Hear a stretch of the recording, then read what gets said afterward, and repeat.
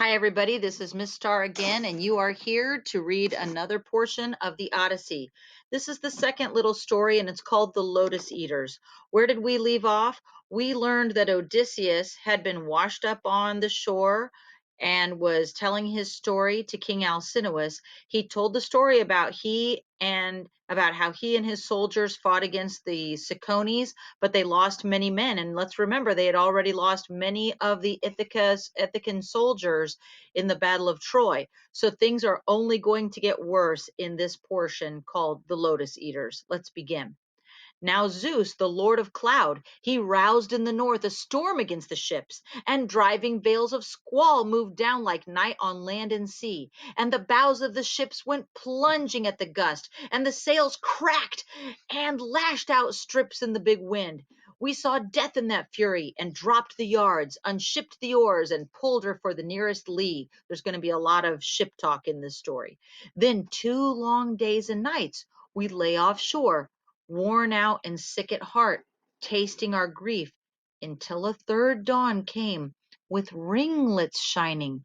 Then we put up our masts, and we hauled sail and rested, letting the steersman and the breeze take over, so they think that this storm is all done.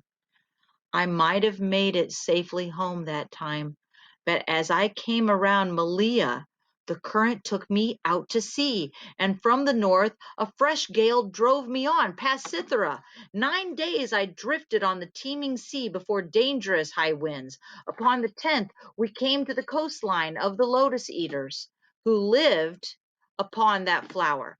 We landed there to take on water, because let's remember, they are on the ocean and there's salt water all around. So whenever you get a chance, you need to get fresh water.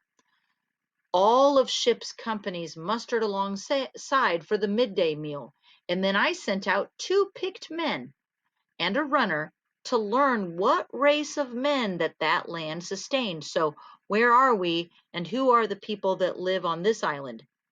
But they fell in, his soldiers fell in soon enough with Lotus Eaters, who showed no will to do us harm, but only offered the sweet lotus to our friends. But those who ate this honeyed plant, the lotus, they never cared to report, nor to return, and they longed to stay forever, browsing on that native bloom, forgetting of their homeland.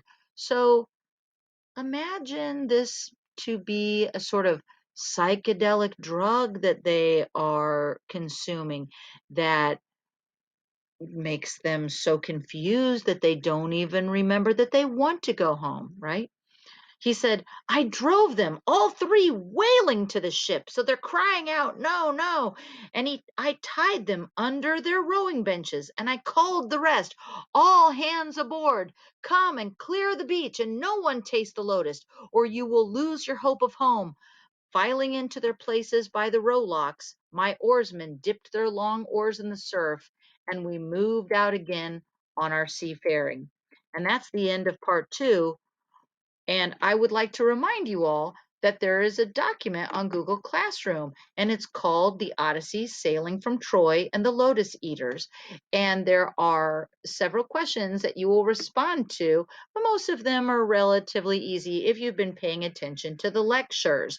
So they won't be that complicated for you to answer. And there are also a few links on here just to help you to get a little bit more extra information.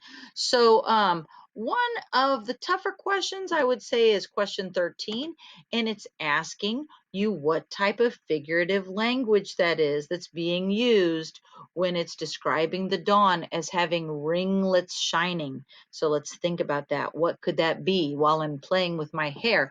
So hopefully everybody has enjoyed this portion of the story, and come back again for the next section. This one is called, let's move it to ahead, and this one is my favorite. It's called The Cyclops. See you soon.